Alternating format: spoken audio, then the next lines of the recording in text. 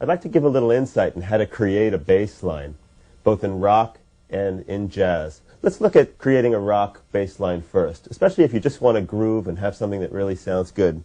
It's important to realize some of the things that bass players do. And as a keyboardist, and with today's technology, a lot of times we find ourselves creating a whole orchestration. So let's take a look. First of all, the octave is the most important interval in a bass line. A lot of times, bass players will simply just take the octave and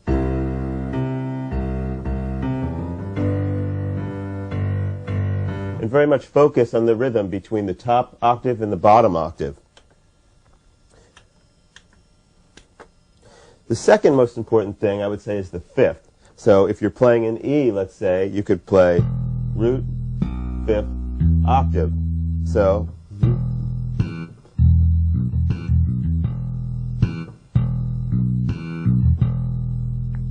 and so it's amazing to think of how many different patterns can be created, even with just a few notes. Like if I start my little drum pattern and just take the root, the fifth, and the top octave,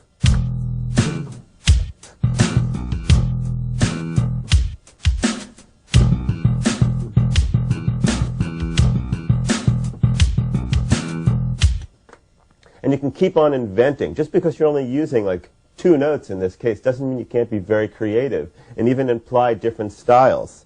The next interval I'd like to bring into the picture is the 7th. So in E, we're going to take the low E, a D, and an E. Now let's add that with the 5th. We're basically starting to outline a pentatonic scale. But just with those notes now, we can get effects like this.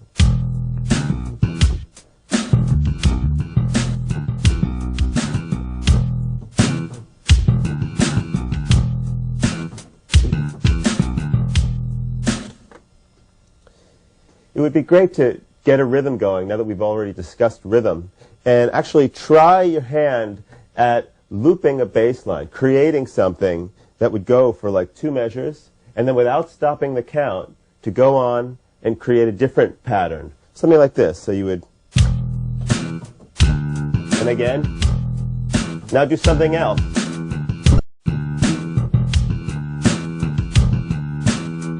Now something else.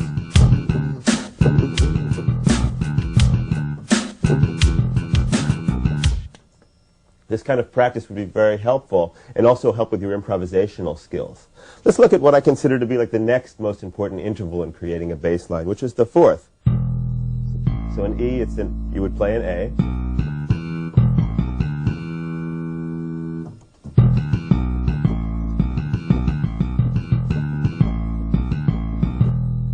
The interesting thing about this whole thing is that you'll notice that I started out by showing you the intervals that were most spread out.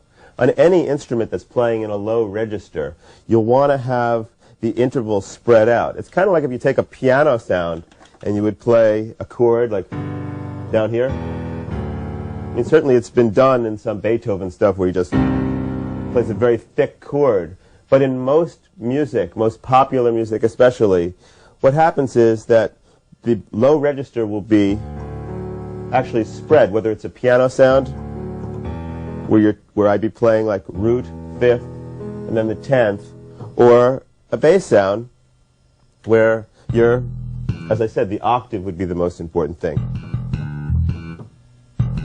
So then as you're getting more busy in the bass, you could add the extra notes. So now let's add the 3rd to it, the minor 3rd, E, G. So our notes are E, G, A, B, D, and E. And I would say we have pretty much a complete palette of notes to really do a lot of things. So again, what I recommend is start your drum groove,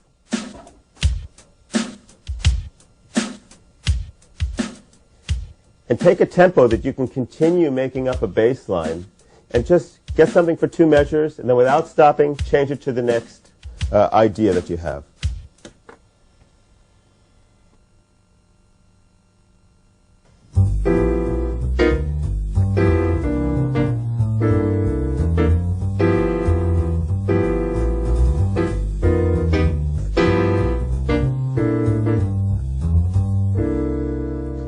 Take a look at this whole walking bass idea. It's a little bit different than the rock approach In this approach, it's called walking bass because it simply does that. And we have to examine the term first, I think, to understand what should happen. Basically, in this bass line, there's a definite direction the whole time you're playing.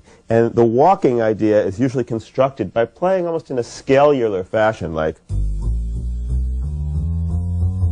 But where are you walking to? That's the whole consideration. Let's say we've got a G-type blues progression, and we're going to take 8 beats, like, till we get to C. So you figure you've got 4 beats to kind of linger around G. And in that case, you don't have to be so concerned with the way you're going to slide into C for the first 4 beats. So you could. But after that, you've got to really approach your C. So let's walk at that point to the C from where I am. So what happens while I'm improvising, and what I started out with was totally an improvisation, is that I let it flow for the first 4 beats, and I see where I am in that improvisation, and then walk my way to the next chord. Let's do it again. Here I go to the C.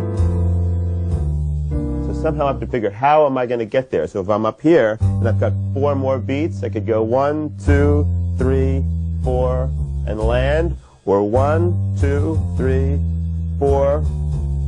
There's no rule per se about how you're going to get there, but it's just important to realize that you are going to get there. So if you're in G, you should also look at what are the real passing tones. In this case, like an E flat is going to be a note that doesn't necessarily belong to the chord, so we're going to pass through that quickly. There's no better way to use passing tones than in a walking bass, because you could play chromatically like this. But you have to get to the C, and then,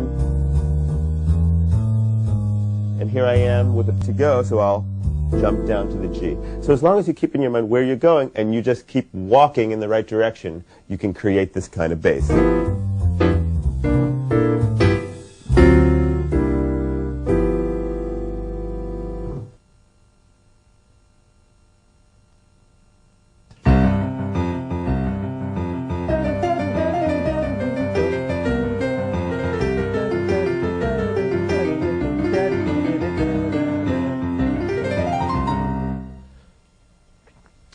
People very often come up to me and say, well, how do you develop independence of the hands? Not necessarily independence of the fingers, but how do you do one thing with the left hand and another thing with the right?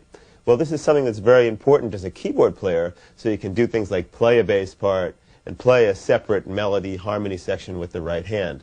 And what I did to develop my independence is developed an exercise that's kind of like a mixture of independence of the hands and also an ear training exercise. Basically, what you want to do is to be able to connect your thought process, or even like your musical ear, to your fingers. And how do you do that? Well, a big part of that is actually singing, whether that's out loud, which I recommend, or to yourself. So here's what we're going to do. Try this. Let's take a very simple bass line, like just D, A, D, A, just like that. Now you'll probably want to try this with a click, so that will make you feel very stable and very comfortable. And play it until you really feel like it's rock solid and you can't go wrong. Then, in the right hand, begin playing a melody. At first, don't make big skips like.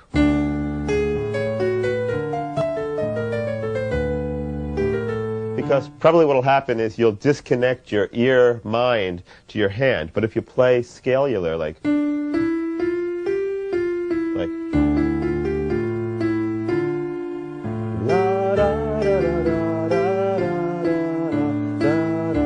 and you'll know at home when you're on top of it and when you're kind of losing it, because you'll just feel it. So a very comfortable tempo, and sing while you play, and play up and down. Don't make big skips, and just try it. You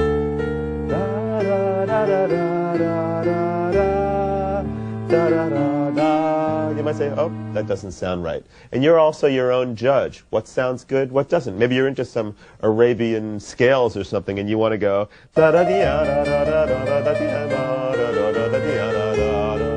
That might sound fine to you.